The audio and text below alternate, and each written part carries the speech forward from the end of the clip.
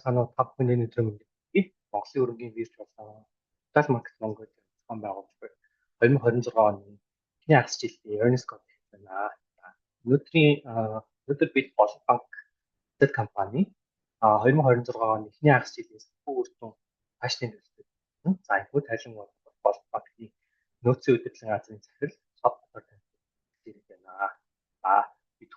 Бид энэхүү earnings call-ыг болгоход Олон банк болсон Монголын өргөгийн бирж Facebook хуудасаар шууд дамжуулан бөгөөд энэс гадна Zoom-ээр дотоод болон гадаадын мэргэжлийн шинжээчтэй оролцож байгаа. За энэхүү вебинар маань болонгууд нэг цаг үргэлжлэн. Тэгээд Олон банкны танилцуулга хийхний дараагаар асуулт хариулт явах байгаа. За тэгээд Zoom дээр оролцож байгаа earnings call анх удаа оролцогчдын хувьд оролцох дөрвөн танилцуулъя. Тэгэхээр оролцогчдоос ерөнхийдөө асуулт асуух бол Zoom-ийн Q&A хэсэгт асуултаа үлдээх эсвэл танилцуулах дуусны дараа бэс ханд хотыг гарч шууд асуулт асуух боломжтой. За англиар оролцож байгаа гадныхан нь бол хэрвээ англи орчуулсан болов Zoom-ийн interpretation хэсгээс ингэж хэсгийг гарч ерөнхийдөө англи руу орчуулга хийх боломжтой байгаа. За тэгээд оролцож байгаа гадныхан нь бас англи for our foreign participants, you can ask your questions related to the presentation in the Q&A section of the Zoom, or just click the raise button to directly ask the question from the presenter. To activate the interpretation of this earnings call, please go to the interpretation section of the Zoom and select English. Thank you. Ингээд earnings call энэ хоёр зургааны танилцуулга содод хэлж байна. Баярлалаа. Zoom давхад би дэлгэцээс шилждэг.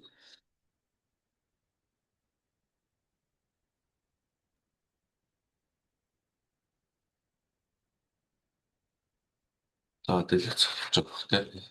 Гарч байна. За сайн бацхан уу.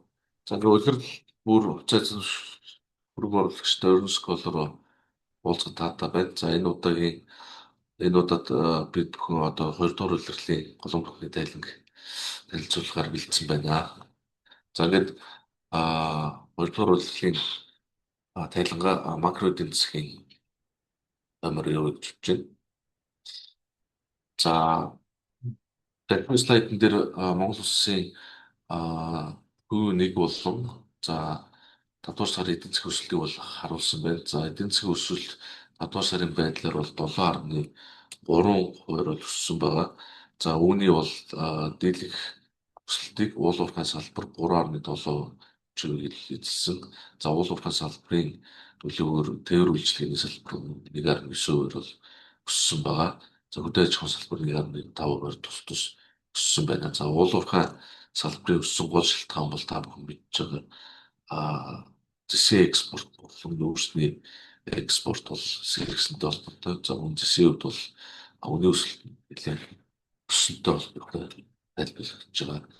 За баруун доод болонд бол өрхийн бодит орлого зарлага болон за худалдаа авалтын менежерийн индексийг бол харуулсан. За үүнийг яагаад харуулсан бэ гэхээр за үйлчлэгээний салбарын өсөлт маань бол хасах утгатай бол гарсан байгаа. За тэгэхээр худалдаа авалтын менежерийн индекс маань бол эдийн засгийн ерөнхийдөө эдийн хүчлийг харуулдаг ийм индекс. За 50-аас доошоо бол ерөнхийдөө эдийн засаг бол харьцан улсууд эдийн хүчтэй байдаг гэж хардаг байгаа.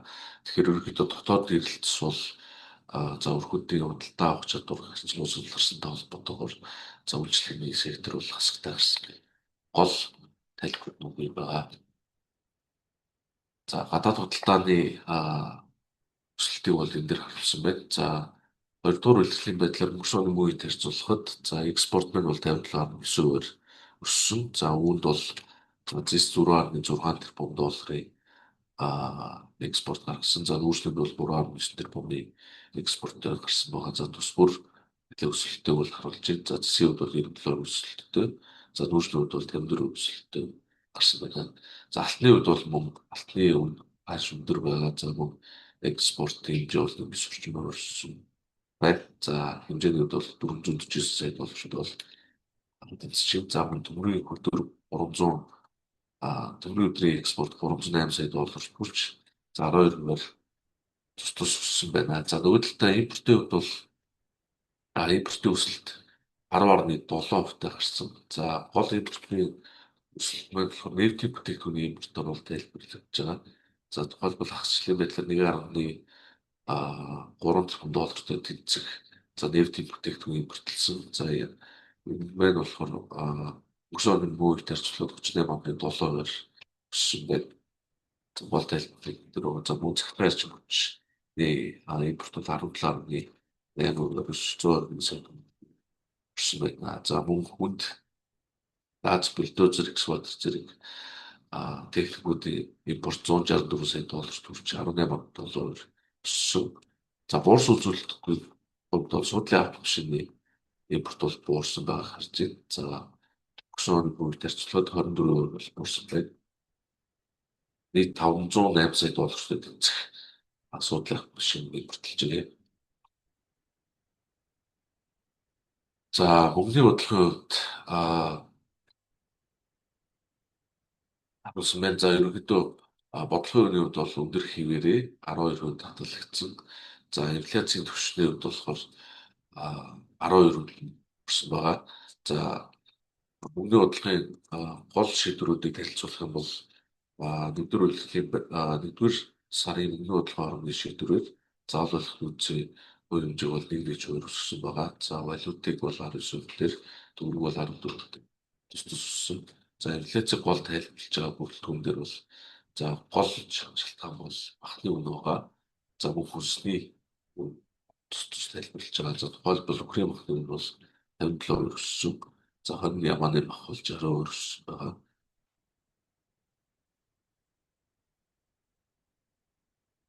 За дараагийн слайд дээр мөнгөний төлөлтийг бол харуулсан. За 2 дугаар үйлчлэлийн байдлаар мөнгөний нийлүүлэлт бол 26.6% өссөд 53.4 их нэгт хүрсэн байгаа.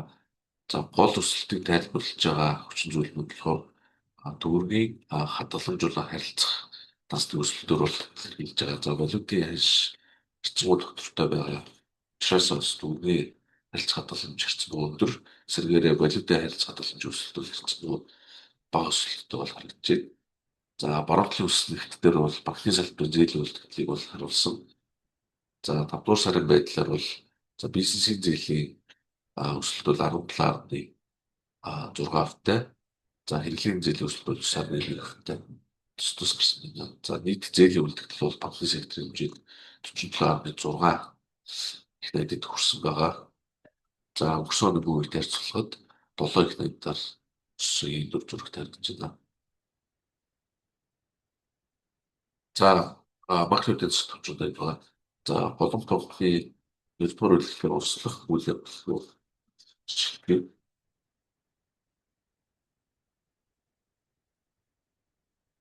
За 2-р үйлчлэгийн хамгийн гол услах үйл явдал бол за боломж тох улсын зах зээл дээр дахин гарч за 500 сая доллартай тэнцэх долларын бондыг одоо Йоркийн хуулиар зохицуулан 144 А болон РС форматаар амжилттай гаргасан байгаа. За төв бонд маань Сингапурын хөрөнгөний биш бол за үүний хувьд бол 795-тэй за 3 жилийн хугацаатай ийм бод байгаа.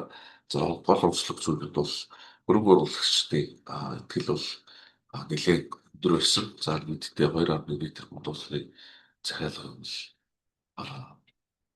захиалгад бол хүрсэн байгаа.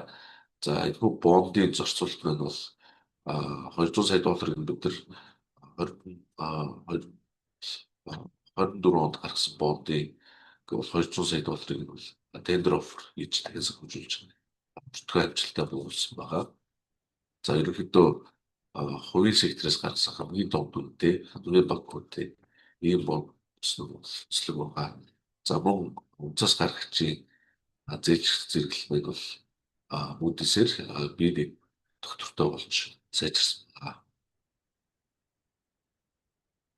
За дараагийн онцлог үйл явдал гэвэл Азийн хөгжлийн банктай банк 64 сая долларын санхүүжилтийг бол үзүүлсэн байгаа. За хүү санхүүжилт маань болохоор зохицуулалт нь болохоор Азийн хөгжлийн банк болон Канадын сантай хамтарсан ийм зохицолт байгаа. За гол зах зээл нь жижиг дунд бизнесийг дэмжих, за эрчим хүчний хэмнэлт болон хог хаяг төсний менежмент төвчтэй хөдөө аж ахуйн чиглэсэн ногоон зохицолтын их усүр байгаа. За мөн Голомт банк болон Азийн хөгжлийн банк Канадын санг 3 талаас concessional loan гэж ярьдаг хамгийн бага бүртгэгдээ одоо Сэмиг дэвтсэн зээлийн бүтээгдэхүүнээр бол шинээр гарч байгаа. За мөн элдэх улсыг Эксим банктай хамт ажиллагааны гэрэг бол эхлүүлсэн бодлооны санамжлалтын чиглэлээр бол хамт ажиллагаа болж байгаа.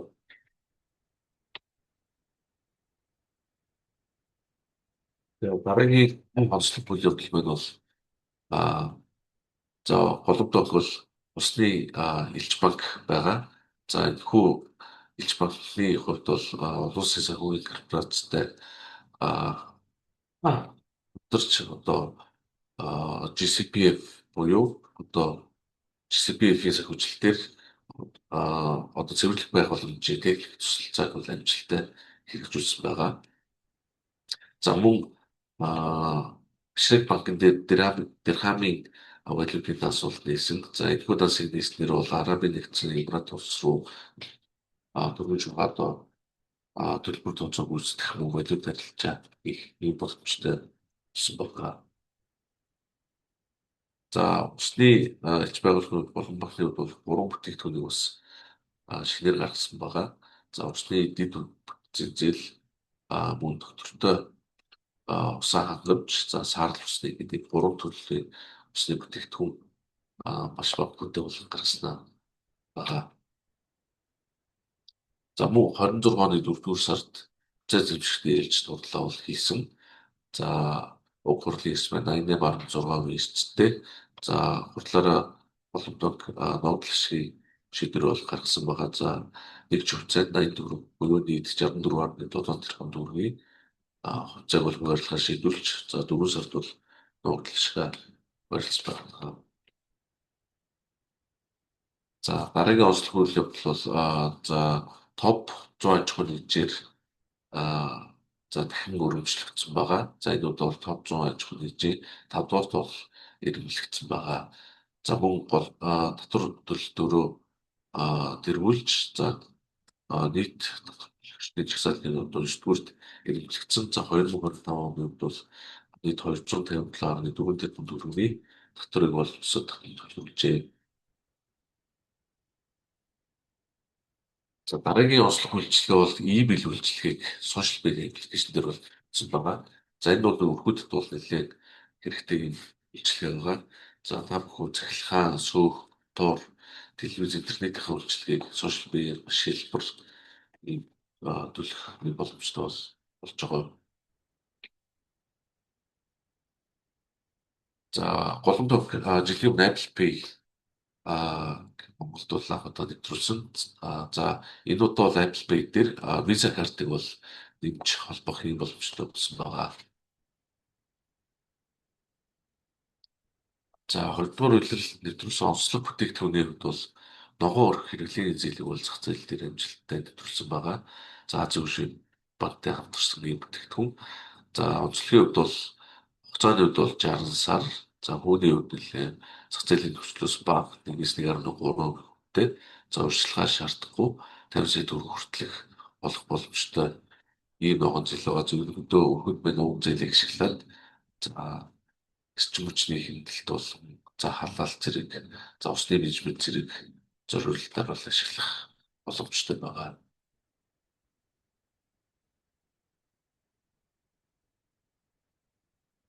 За 25 оны хоттой хэлбэрээр гаргасан байна. За уг тайлбар дээр бол гол онцлог үйл явдлуудыг бодвол за нийтдээ 2019 оноос хойш банк 1.1 их найдын ногоон санхүүжилтийг бол хэлцэгчтэй болгосон байгаа. За мөн 2025 онд 179 сая долларын ногоон их усрыг олон улсын зах зээл дээрээс татан төлөвлөсөн байгаа. За мөн 2025 онд Голомт банк байна тус холбооны шилдэг тус банкаар бол шалгарсан байгаа.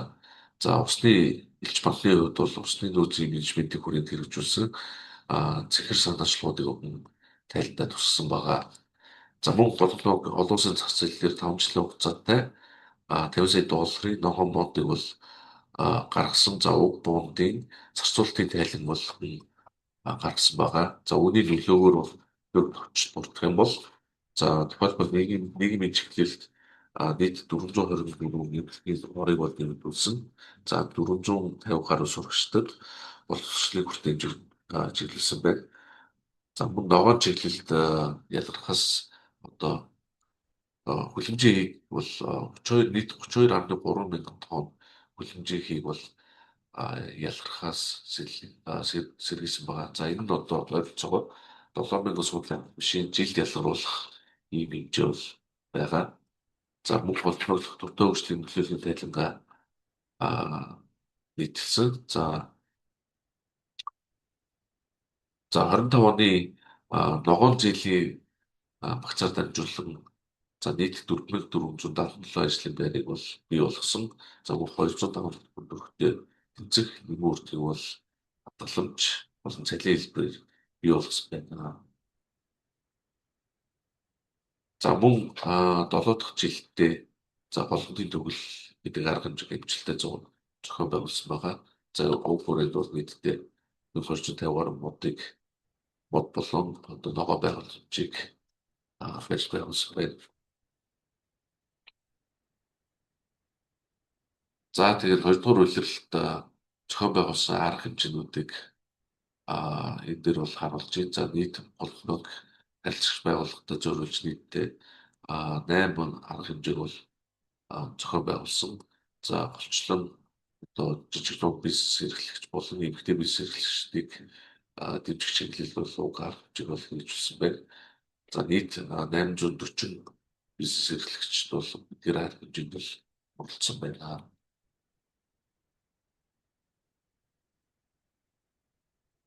За мөн нийгмийн нөлөөллийн хувьд бол голомтог төгсөгчдийг дадлагжуулагч хөтөлбөр болон жив болон тэр хөтөлбөрийг тус бол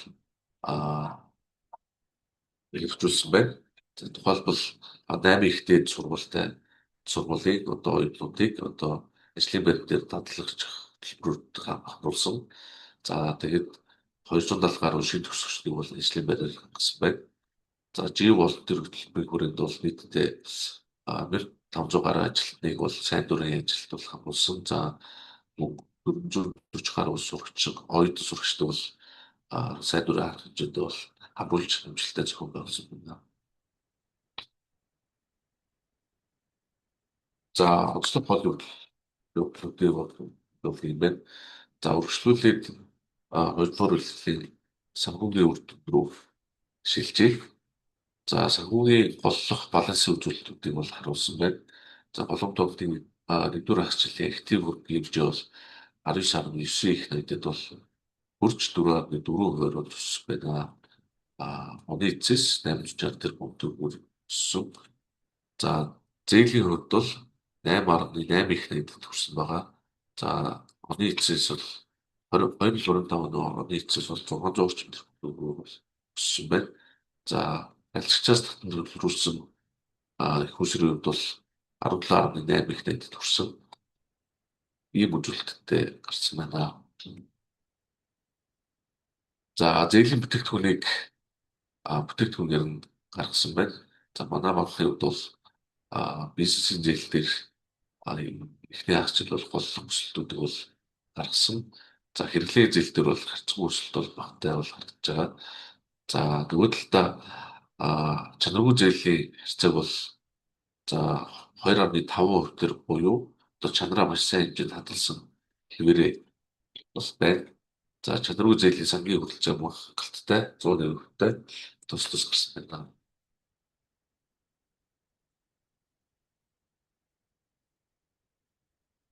За харилцагчаас татсан хүүсрийг мөн харуулсан байна. За хадгаламжийн хувьд бол нийт 11.8 их найдад хүрч 800 орчим тэрбум төгрөгөөр 860 орчим тэрбум төгрөгөөр бол өссөн байна. За үүний 54% бол хадгаламж байгаа. За 46% бол харилцах тас байгаа. За гол онцлог гэх юм бол ерөнхийдөө төлбөрийн чадвар нэгдүгээр хагцлын хувьд бол хангалттай өндөр түвшинд 41.9%-тэй бол гарсан байна. За зээл хүсэр харьцаа бол 75% дээр бол оны эцэстээ ижил хэмжээнд бол хадгалсан байна. Ашигт ажиллагаа харьцаа үзүүлэлтүүд рүү шилжээ. За нэгдүгээр хагцлын хувьд бол ашигт ажиллагаа 134 тэрбум төгрөгтэй бол гарсан. За өөрийн өрг бол 1.7 их найдад хүрсэн. За өөрийн өргөний хүрэлцээ 15.1%-тай бол гарсан. За Монгол заавал Монгол улсын зохистой харьцаа бол 12% байгаа. Гахтай сайн түвшинд бол гарсан байна. За холбоотой тэд болгосон зээл 6.4%-тэй. За 20% бас бага хөстэй мөн зохистой хэмжээнд гарсан байгаа. За гадаад төлөвлөлтийн эрсдлийн харьцаа мөн зохистой түвшинтэй хадгалагдаад явж байна. За ингээд санхүүгийн гол харьцаа үзүүлэлтүүдийг цуглууллаа. За эцэст нь хэлэхэд за голомтон insights гэдэг төслийг ижилхэн хэрэгжүүлсэн байгаа. За insights төслөөр за сүүлийн үед одоо захирам залилан нэлээд ийм дээр гарч байгаа. За уг төслөөр голомтны мэдээллийн аюулгүй байдлын хэлцэн захирал бол хэрхэн одоо захирам залилангаас хэрэглэх вэ гэдэг дээр мэдээлэл өгсөн байгаа. Та бүхнийг бас орж үзхийг хүсэж байна. За гээд баярлалаа.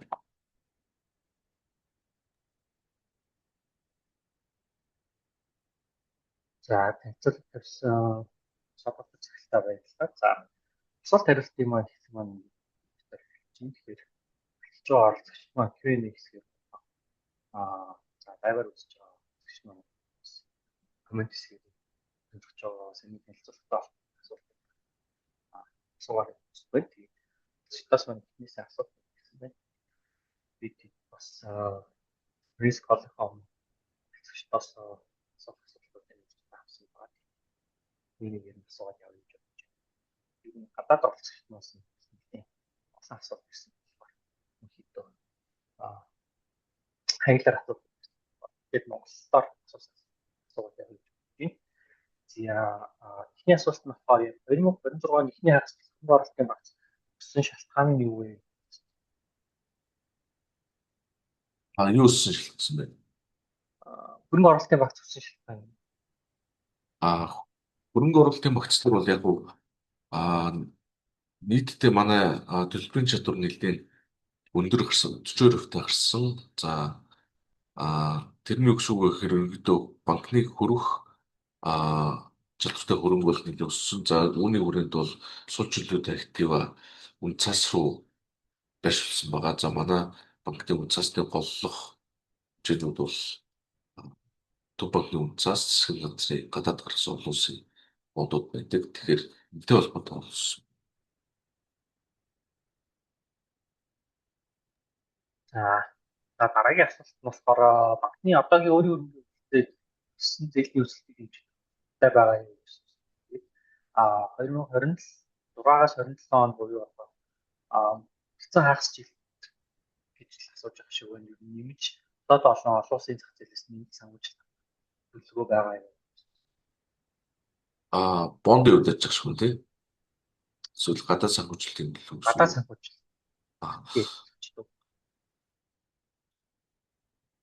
За гадаад санхүүжилтийн хувьд бол одоогор ажиллаж байгаа хэд хэдэн хэлцлүүдийн тэмдэгт бол явж байгаа. За дээрэс нь 2027 оны 5 сард болон банкны 24 онд гаргасан бондын хугацаа бол дуусж байгаа.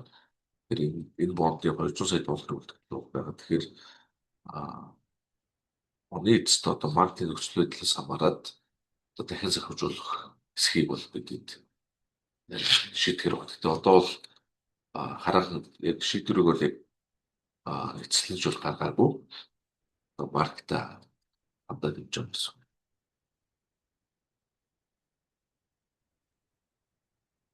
За ойлголоо. За англиар хэлсэн асуулт. Шүтээд явъя. За 2026 оны 2 дугаар хагас за $10 авсан эдийн зээлүүд байна. Тань болж байна тийм. Тэгээд ерөнхийдөө өнөөдөр бас яг харагдсан зээл нь очоор болж байгаа. Тань болж байгаа. Тэгэхээр энэ одоо зээлүүд нь боолоо төлөх үү эсвэл эзэн зээлээр. Дуун жоохон тасалтай байгаа. За энэ зээлүүд нь одоо шууд иргэн төлөвлөлтөд явах уу? 2 дугаар хагас зээлүүдээ иргэн төлөх үү эсвэл refinance хийгээд явах уу гэсэн. Тэгээд энэ дээр refinance хийсэн тохиолдолд refinance хийгээд зээлээр олоо гэсэн тохиолдолд ямар хуу одоо зээлийн үгийн хэмжээд гарах уу гэж. Бондуудын хувьд бол ерөнхийдөө банкны стратеги бол за энэ жилийн 500 сая долларын бонд бол өмнөх бондын тодорхой хэмжээг дахин сануулж зардлаа хэмжсэн байгаа. За бусад гадны одоо зээлүүдийн хувьд бол мөн зардлаа бууруулах дээр анхаарч бол ажиллаж байгаа. Тэгэхээр банкны хувьд бол ерөнхийдөө зээлүүдээ аль ч хөлбөрөөр бол хэрэгжүүлж болно. За тэрийг бол бид нар одоо тухайн зах зээлийн нөхцөл байдлаас хамаарат сунгаад яв. За эсвэл төлөх аль ч хөлбөрийг бол бид хэрэгжүүлэх боломжтой. Тэр одоо тухайн нөхцөл байдлаас хамаарат шийдвэр гаргах боломжтой.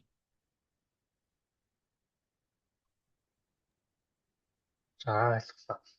За дараагийн асуулт нь болохоор энэ 27 оны 5 сард хамгаалалтын техник шийдвэрлэлээ саний нөгөө тендер офер дууссан байгаа учраас. Тийм би түрүүн бас дурдсан.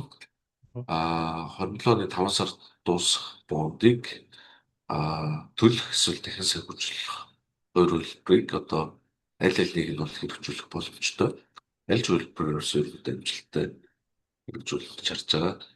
За тэрхүү одоо шийдвэрийг бол одоо оны сүүлээр бол ерөнхийдөө хэлэлцэж байгаа шийдвэрлэхээр маркетинг нөхцөлөд өөрөөр хэлэлцэж байгаа шийдвэрлэх. За инфляц ер нь өндөр өсөж байгаа нөхцөл олон банкны зээлийн чанар дээр энэ маань хэрхэн нөлөөлөх. За тэгээд эрсдлийн удирдлага тэгээд ерөнхийдөө эрсдлийн сангийн талаар ерөнхийдөө ямар нэг өөрчлөлт гарах уу гэж байна. Түрүү бас санхүүгийн үр дүн дээр танилцуулсан. За энэ дөр улирлын чанаргүй зээлийн харьцаа бол 2.5%-тай. За нийтдээ бол хичээл төвшөнд. За дээрэс нь нөгөө чанаргүй зээлийн сангийн өрөлцөө бол 100%-тай. Ерөнхийдөө хангалттай төвшөнд байгаа. Тэгэхээр энэ төвшөг бол хатгалаад явна гэж харж байгаа. За банкны хувьд бол зээлийн одоо скоринг болов чадвар дээр маш сайн хийж ажиллаж байгаа. За энэ цэвэрхүүгийн маржтай холбоотой идэвхтэй асуулт байна. Тэгээд ерөнхийдөө цэвэрхүүгийн маржин буурсантай холбоотой гол хүчин төлөвлөлт байгаа. Мэдээд хүчин гэж харж байгаа. Ер нь одоо үлдсэн 2026-27 оны ямар төлөв байна. Цэвэрхүүгийн маржны хувьд бол бурж байгаа гол шалтгааны хувьд бол за их усрын зардал бол нөлөөлж байгаа. За одоо бүхний хатуу бодлого гэж за их усрын зардал хандлагатай. За хоёрт бол спотын зардал өсөлттэй холбоотой ерөнхийдөө цэвэрхүүгийн маржин бол уур хандлагатай бол ажиллаж байгаа. За тэгтээ банк бол энэ дээр бас тохиолжуулалт тал дээр ажиллаж байгаа. Тэгэхээр за тэгээд 2024 оны 2 дугаар өнгөрсөн оныхтай харьцуулбал зээлийн өсөлт ерөнхийдөө илүү сайн байсан байна. Гол нөлөөсөн хүчин зүйл нь зээлийн өсөлтөөр бол бизнесийн зээлийн өсөлтөөр бол банк анхаарч ажилласан байгаа. Ялангуяа жижиг дунд бизнес эрхлэгч байгууллагууд дээр бол зээлийн олголтыг бол нэлээд сайн анхаарч ажилласан. За үүний үр дүн бол гэсэн болов уу гэж байна.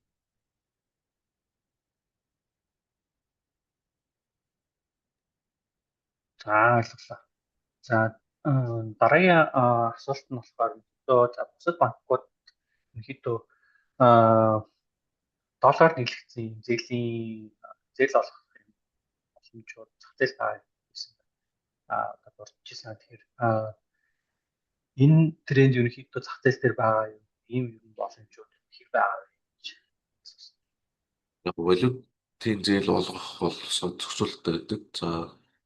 За тухайн зээлдэгч маань валютын орлоготой байхыг бол хуулиар зохицуулсан байдаг.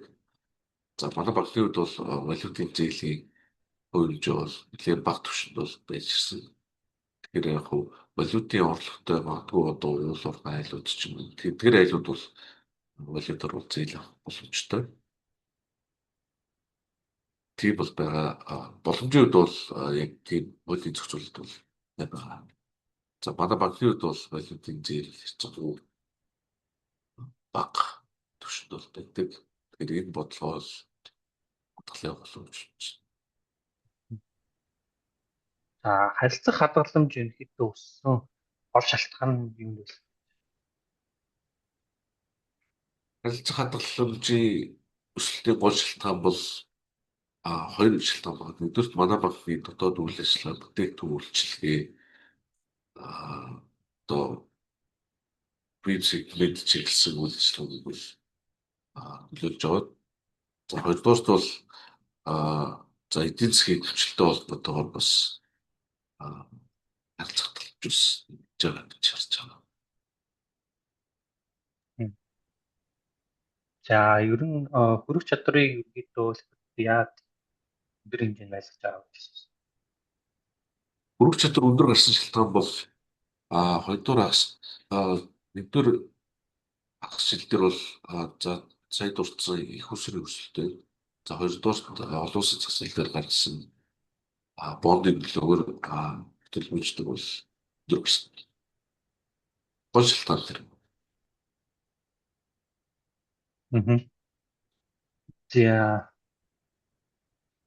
За ерөнхийдөө үлдсэн одоо 2026 оны квартал хасын өсөлтийн одоо төлөв байдал ямар хөө байгаа? Үлдсэн оны төлөв Ерөнхийдөө хоёрдугаар хасын өсөлтийн тренд бол эхний хасчлалын одоо өсөлтийн трендтэй бол ойролцоо байх болов уу гэж харж байгаа. Макро орчин талаас нь тэр өөрчлөлт бол харагдах байна. За нөгөө талаас банкны бодлого ч гэсэн ерөнхийдөө бус өөрчлөлт гарав. Тэгэхээр эхний хасчлалын өсөлтөө ойролцоо өсөлт гарах гэж бодож байна. За мөн манай санхүүгийн зөрчилдүүдээ бас шинжилгээр одоо ажиллаж байгаа. За давхар бүртгэлийн талаар ерөнхийдөө апдейт байгаа юу? Талаар ямар ажил? За тэн дээр бол одоогор бол яг хэлэх бол боломжгүй банк дээр шударга ажлуудын төлөвлөлт ажиллаж байгаа. Тэгэхээр одоо тодорхойгүй болохоор нэрийг нэг хэлэх боломжгүй байна. За дараагийн асуулт нь болохоор энэ swapping cost-тай. За төв банкны swap дээр ерөнхийдөө энэ өндөр зардлыг буурал тал дээр ч юм уу ямар нэг гарах хэмжээ ч юм уу тий боломж байгаа юм аа. Тэгэхээр зардлыг бууруулах дээр ерөнхийдөө банк томор нарч байгаа одоо гадны их усүр дотоод тусалж байгаа харьцагчийн их усрын зардлыг одоо томор хараад ерөнхийдөө дундад зардлаа бол бууруулах тал дээр анхаарч ажиллаж байгаа. За одоо тухайлбал одоо харилцагтаас ч гэдэг юм өсөх дээр анхаарч гэдэг юм. За боломжийн өртгөө бүрлж гэдэг юм. Ерөнхийдөө томор нарч зардлаа бууруулах дээр ажиллаж байгаа. За мөн тэр ерөнхийдөө тэц дээрээ бас анхаарч ажиллаж байгаа. За дараагийн асуулт нь болохоор энэ зээлийн чанартай холбоотой яг одоо ингээд санхүүгийн секторыг хөтлөг нь харангууд банк усуудын ялангуяа чанаргүй зээлийн харилцаа нэлээд өндөр. Бусад банкуудын чанаргүй зээлийн харилцаа өндөр өссөн тренд болж байна. Тэгэхээр зээлийн чанар ерөнхийдөө зах зээлийн түвшинд банкны сектор бол санхүүгийн секторын аваад үзэх юм бол ямар байгаа вэ? Тэгээд ялангуяа нэг худалдааны худалдаа үйлчлэгийн чиглэлээр чанар хүрсэн харагдаж олон банк дээр ижлэхэн тренд ажиллаж байгаа юм. За системийн чанаргүй зээлийн хувьд бол нэг 5 орчим хүнтэй байгаа. За өнгөрсөн удаа харьцуулахад арчимгүй бол бууралттай. За гэхдээ зарим секторууд дээр өндөр бол хэвээрээ байгаа гэж бол ярьж байна. Тэгэхээр түрүүн бас макро дээр дурдсан ерөнхийдөө эдийн засгийн төвчл дотоод эрэлт нэлээд сул байдаг гэж харж байгаа. За тэрнээс болоод худалдаа үйлчлэгийн сектор бас хэцүү өсөлт багтай. За зарим хүүнийгээр бол жишээ нь өдөр үйлчлэлийн байдлаар бол жишээ нь хасагтай гарч ирсэн. Тэгэхээр үнэтэй холбоотойгоор худалдааны сектор өс тодорхой хэмжээний чанарын асуудал байдаг гэж чинь.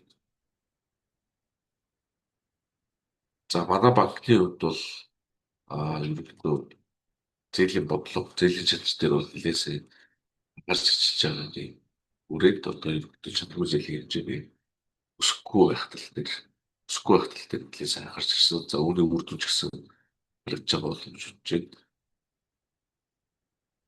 2.5% нэлээд боломжийн төвшөнд нэрчилж чадлаа.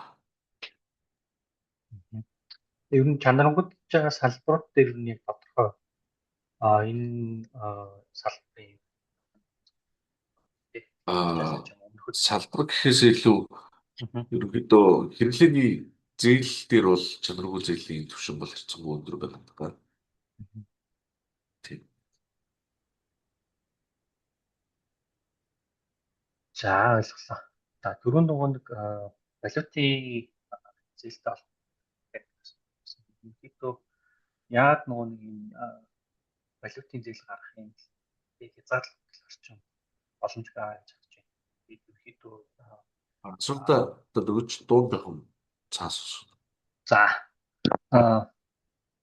валютын зээл одоо олгох юм нөөц боломж хязгаарлалт нь байгаа гэж хэлсэн дүн. Яагаад хязгаарлалт нь байгаа гэж харж байна. Тэгээд яг $10 ерөнхийдөө тэр хэмжээний позиц байгаа гэж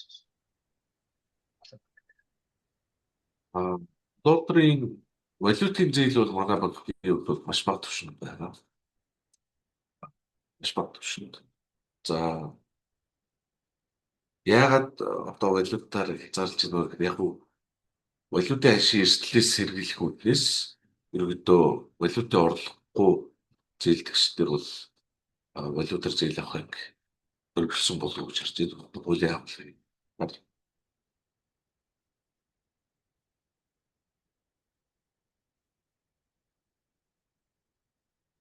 Бас магадгүй. За дараагийн асуулт нь болохоор ерөнхийдөө яг зээлийн өсөлт яг жидээ ихсэн байдлаар байна. Тэр менежментийн зүгээс хөгжлөстэй. Энэ яг өсөлтийг ч юм уу тавьж байгаа зорилгыг биелүүлэх гол нөлөөлж буй хүчин зүйлүүд нь байна. За зээлийн өсөлт дээр бол ер нь бол 10-30% өсөлт байх болов уу гэж харж байна. За өсөлтийн үед бол мэдээж банк хэрэглээний зээлээс илүү одоо бизнесийг дэмжих талдаа илүү анхаарч ажиллана. За манай банкны хувьд бол зээлийн байгууллагын зээл, жижиг дунд байгууллагын зээлийн бүх нөхцөл бол хэрцэнгүй боломжийн сайн нөхцөлтэй байдаг. За тэр ч утгаараа манай зээлийн өсөлт бас тийшээ нэлээд чиглэж байгаа.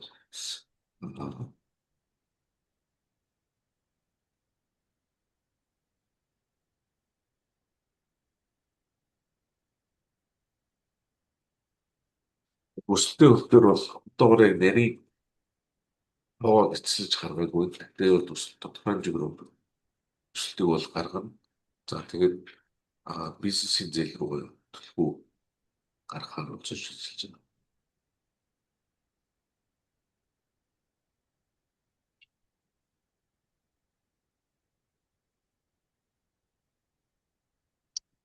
За дараагийн асуулт нь болохоор эхний хагас жил эрсдлийн сангийн зар 10 тэрбум байгаа нь хангуу бага түвшинд байна. Тэгэхээр энэ зээлийн багцын чанар сайжирсан хэр холбоотой вэ? Мөн макро эдийн засгийн цаашдын эрсдлийн сангийн тооцоолт хэрхэн нөлөөлж байна вэ? Макро эдийн засгийн нөхцөл. Тэгээ ер нь эстгэлийн сангийн зардал цааш ямар түвшинд байх хэрэгтэй байна. Эндөө хэлбэл ерөнхийдөө одоогийн түвшин дээр хадгалах болов ер нь материалыг том төлөө бол гойлдож эхлэх.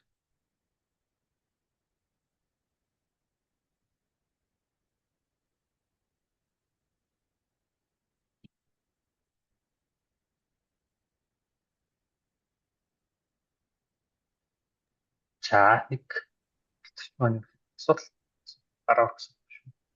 Тэгэхээр асуултыг авчия гэж бодож байна. Тэгэхээр Ондрол Батцэнгэл та гараа өргөсөн байна. Тэгэхээр Микэ нэгэд асуулт асууж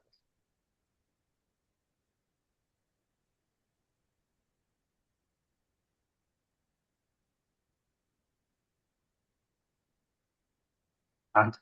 Асуулт асуухгүй юм байна. За тэгэхээр сүүлийн 1-2 асуултыг аваад тэгээд үзүүлэе гэж бодож байна. Тэгээд орцогчдоос ирсэн хэдэн асуулт асуучлаа. Тэгээд тэр дондор сод доллар захирал өөр UNESCO-ийн үеэр ч юм уу саяны асуултыг дэлгэрүүлж хариулах байсан юм. Танилцуулга үеийг бас дуртаж амжаагүй ч юм тийм зүйл байсан уу?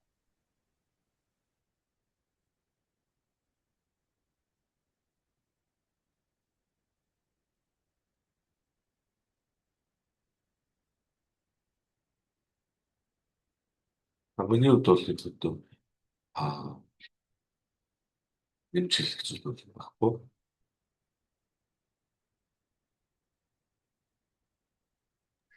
За тэгвэл сүүлийн асуулт гэсэн юм тэгээд өдөө UNESCO-л энэ үрийг нөлөөлж байна. Тэгэхээр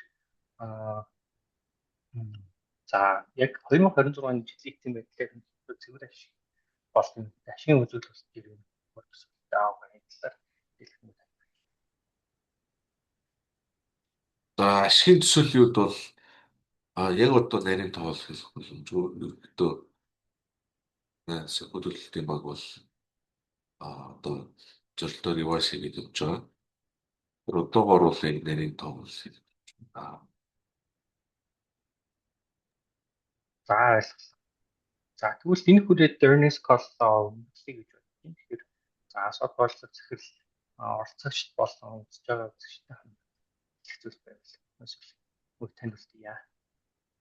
За цаашдаа гаргаж голлолтын холбоо хөдөлгөөний тайлбар сонсох хөрөнгөөр үлдэх зөвшөөрөл юм. Тэгэхээр илэрхийлье. Тэгээ голлолт бол ерөнхийдөө хөрөнгө оруулагчтай харилцах бол сүүлийн жилүүд маш өндөр түвшинд харж ажиллаж байгаа. Энэхүү одоо арга хэмжээнийг бол UNESCO байгаа. Тэгэхээр та бүхэнд бас санал хүслүүдээ бас энэ нээлттэй хандуулнаа. За тэгээ анхаарал хандуулсан баярлалаа. За баярлалаа.